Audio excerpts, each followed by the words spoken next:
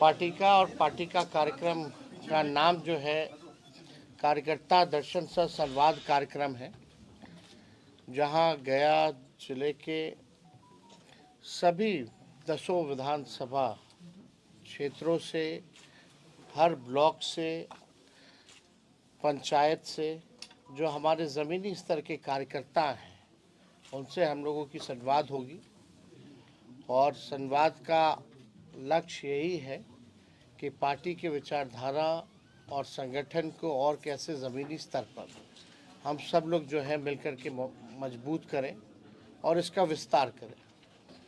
पहली बार ऐसा कार्यक्रम है जहां नेतृत्व जो है सीधे अपने बूथ स्तर के, पंचायत स्तर के कार्यकर्ताओं से संवाद करेंगे। जो कमी बेसी होगी पार्टी उसको दुरुस्त करेगी। और अलग अलग विधानसभा क्षेत्र है, बड़ा जिला है गया, अलग अलग जगहों की अलग अलग समस्याएं होती हैं, लोकल इश्यूज़ होता है, उससे भी हमारे स्थानीय जो कार्यकर्ता हैं उन समस्याओं से भी जो है अवगत कराने का काम करते हैं। तो इस क्रम में हम लोग जो है गया आए हुए हैं और मुझे विश्वास है कि पार्टी जो है और संगठन के रूप में और जो है मजबूत भी होगी और इसका विस्तार भी बूथ लेवल तक जो है होगा, वार्डों तक जो है इसका हम लोग विस्तार करने का काम करेंगे। नीति आयोग का रिपोर्ट है, उसमें नीति आयोग की रिपोर्ट में देखिएगा बिहार जो है बेरोजगारी में, गरीबी में, पलायन में अव्वल राज्यों में है। महंगाई सबसे बड़ी समस्या है, पूरा बिहार लगभग हम लोग घूम लिए, इसके बाद 4-5 ही जिला बचेगा। महिलाओं से भी हम लोगों का संवाद चल रहा है और महिलाओं का यही कहना है कि महंगाई की मार जो है वो लोग झेल रही है, हर चीज़ महंगा हो गया है, लोग जो है परेशान है, छात्र नौजवान परेशान है पेपर लीक से, नौकरी नहीं है, बेरोजगारी चरम पर है।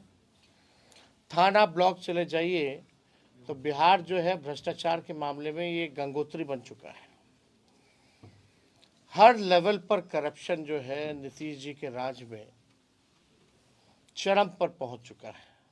लोग भ्रष्टाचार से, घूसखोरी से लोग जो है परेशान हो चुके हैं। आप देखिएगा लॉ एंड ऑर्डर की स्थिति, तो अपराधी जो है बेलगाम हो चुके हैं। यहाँ क्रिमिनलों का डिसऑर्डर हो चुका है लॉ एंड ऑर्डर का। किसान जो है परेशान है, यूरिया खाद जो है मिल नहीं रहा, बिचौलिया जो है वो फसल ले रहे हैं, इससे भी बड़ी निराशा किसानों में भी है। हर एक वर्ग के लोग जो हैं इस मौजूदा सरकार से परेशान हो चुके हैं। जनता ने 20 साल मौका दिया, 20 साल कोई मामूली समय नहीं होता, और 11 साल केंद्र में।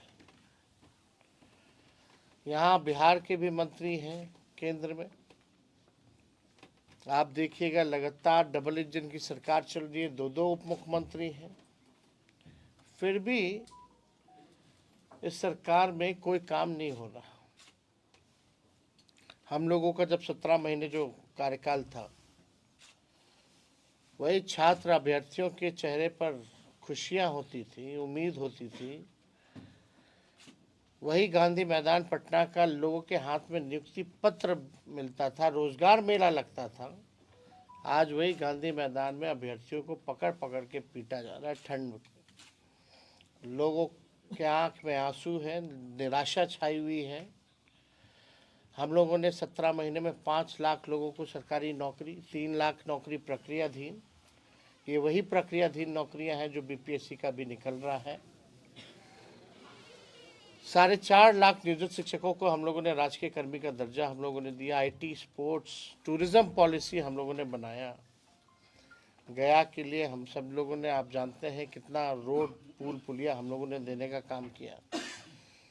विष्णुपद जो मंदिर है उसका भी जो ओवरब्रिज जो बनना है, जो और उसका सौंदर्यीकरण जो करना है, इंफ्रास्ट्रक्चर बेहतर करना है, वो हमारे डिपार्टमेंट से ही किया जा रहा है। कई बार हम लोगों का गया भी आना हुआ, टूरिज्म के क्षेत्र को लेकर के जो भी हम लोगों ने किया, जो फंड हम लोगों ने अलॉट किए गया में, उसमें भी हम लोगों ने विशेष तौर पे यहाँ का ध्यान रखा। आप लोग देखिएगा, जितने आंगनबाड़ी हो, तालमी मरकज़ हो, विकास मित्र हो, टोला सेवक हो, शिक्षा मित्र हो, ममता आशा, इनके आय को भी हम लोगों ने दुगुना किया उस 17 महीने की सरकार में।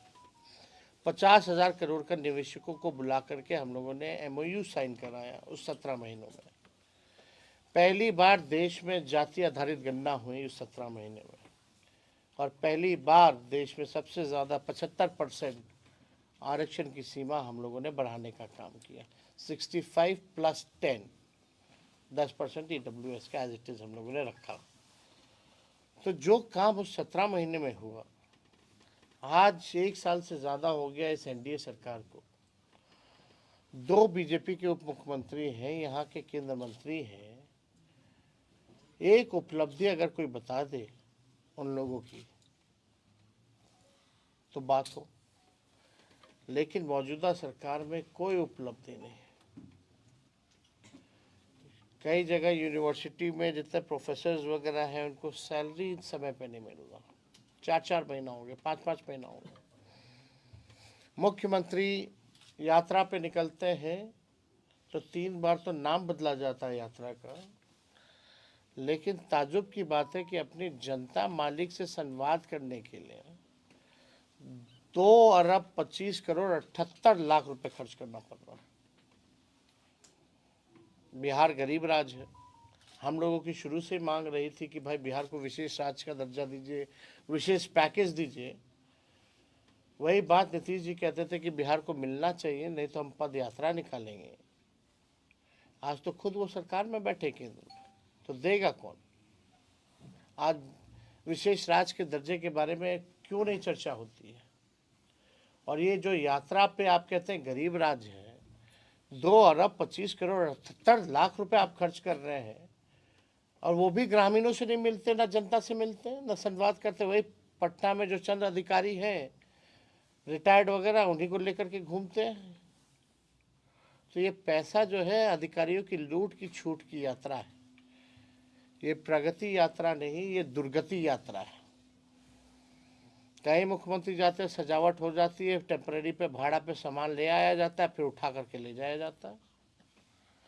कितने तस्वीरें आप लोगों ने दिखाने का काम किया है कि क्या स्थिति रही, और किससे संवाद कर रहे हो? पत्रकारों से अगर वो कुछ कहना भी चाहते तो 2 मंत्री जो है, एगो रिटायर्ड अधिकारी खींच के ले जाता है, चलो चलो हो गया, बहुत हो गया। वीडियो है, हमने ट्विटर पे डाला है, आप लोगों ने भी देखा होगा उस वीडियो को। तो ये स्थिति है। तो इन लोगों के पास कोई विजन नहीं है, कोई रोड मैप नहीं है, इन लोगों के पास कोई ब्लूप्रिंट नहीं है कि बिहार को आगे कैसे ले जाए। नीतीश कुमार जी थके हुए हैं, इज टायर्ड, और गवर्नमेंट रन कर रहे हैं रिटायर्ड अधिकारियों के साथ। और पूरे बिहार में DK बॉस ही असली सुपर CM है। DK बॉस जो है वही सुपर CM है। और आप कह सकते हैं कि जितना ब्लॉक थाना में भ्रष्टाचार हो रहा, ही इज़ द बेनिफिशियरी। वही बेनिफिशियरी है। जो ट्रांसफ़र पोस्टिंग का जो खेला बिहार में हो रहा है, उनके बेनिफिशियरी वही है। मुख्यमंत्री केवल अब उनका चेहरा आगे करके कुछ लोग जो है सरकार जो है रन कर रहे हैं। तो हम लोग सब लोग यहाँ गया आए हैं, इसके बाद भी हम लोग आते रहेंगे, अलग अलग कार्यक्रम होता रहेगा। तो आप लोगों का कोई सवाल होगा तो।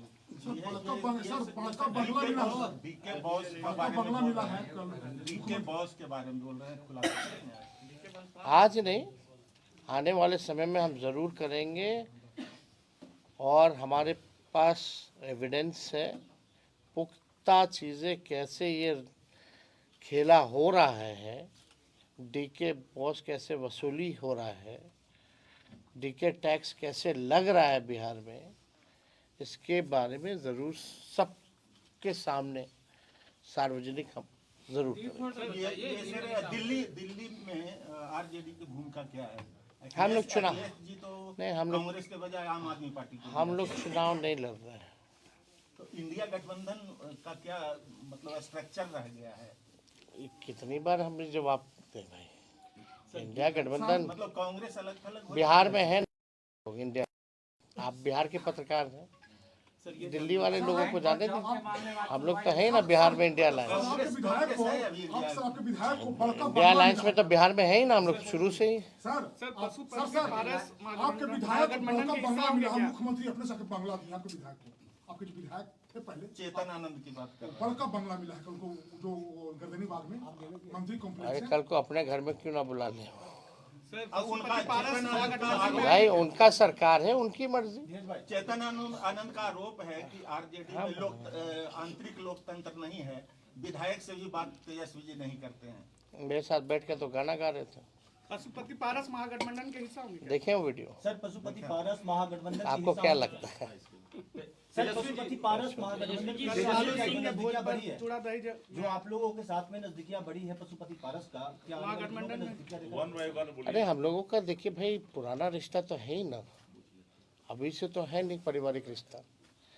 अब वो भोज पे बुलाए थे तो इसलिए हम लोग गए थे, लेकिन कोई पॉलिटिकल चर्चा भी नहीं हुई। सर सुनील सिंह मामले में सुप्रीम कोर्ट ने जो रिजर्व हाउस को होल्ड कर दिया है, इस मसले को आप कैसे देखिए, हम तो अदालत का शुक्रिया अदा करते हैं और हम सब लोगों को न्यायालय पे पूरा भरोसा है कि इंसाफ होगा। लेकिन आप बताइए, केवल पलटू राम कहने से आप सदस्यता किसी का ले लीजिएगा? उन पे आरोप क्या है? बिहार में कौन ऐसा व्यक्ति नहीं है जो नीतीश जी को पलटू राम नहीं बोलता? वो तो हम आदर करते हैं, सम्मान करते हैं उनका व्यक्तिगत तौर पे। लेकिन आप अगर पलटू राम कहने पे सदस्यता ले लीजिएगा, ये तो तानाशाही है ना, ये तो अन्याय है। और इस तरह का काम अगर होगा तब तो कोई बचेगा ही नहीं। Jitaram Manjhi sir press conference किए थे पिछले सप्ताह, तो कहे थे कि कल्याण के पंचायती राज के प्रधान सचिव में देवेश चेहरा तो पूरा कमीशन तक सलाह करके पटना पहुंच रहा है। हम क्या बोल रहे हैं, गंगोत्री हो चुका है, गंगोत्री हो चुका है। बिहार भ्रष्टाचार के मामले में गंगोत्री हो चुका है। तो देखिए, चाहे जीतन राम मांझी जी हो या कोई हो, इस पे हम टिप्पणी नहीं करना चाहते कौन क्या कहना, लेकिन सच्चाई तो यही है। अब इससे ज़्यादा अब केंद्र मंत्री एनडीए के अगर ये बात कह रहे हैं तो अब देखिए क्या सवाल ये है कि पिछले 2020 की विधानसभा में 10 सीटें जो है यहाँ महागठबंधन लड़ी, 7 सीट आपने लड़ा, 3 सीट जो है वो कांग्रेस लड़ी, एक भी सीट मुसलमान को नहीं दिया गया। तो क्या इस बार के चुनाव में शेरघाटी हो या अन्य बेलागंज हो, यहाँ कुछ समीकरण बदलेंगे या सेम रहेगा? अभी आप समय आने दीजिए, पार्टी निर्णय करेगी इसमें। हम लोग सब लोगों का ख्याल रखेंगे। क्या मुसलमानों का सीट मिलेगा सर इस बार 10 में से? भाई सबको सबका अधिकार मिलेगा, सबको सम्मान मिलेगा। सर ये जानना चाहूँगा कि आपकी राजधानी में एक राजनीतिक पार्टी ने आश्रम खोला है, क्या कहना चाहेंगे? एक राजनीतिक पार्टी ने आश्रम खोला है। कैसा आश्रम? जन सुराज आश्रम। अब हम इस पे कोई टिप्पा टिप्पणी नहीं करना चाहते हैं। सब लोगों को चुनाव लड़ने का, पार्टी बनाने का, आश्रम खोलने का अधिकार है इस लोकतंत्र में।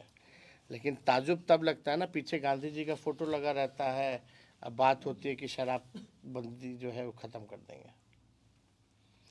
महात्मा गांधी का पीछे तस्वीर, अब बात करते हैं शराबबंदी ख़त्म करने की।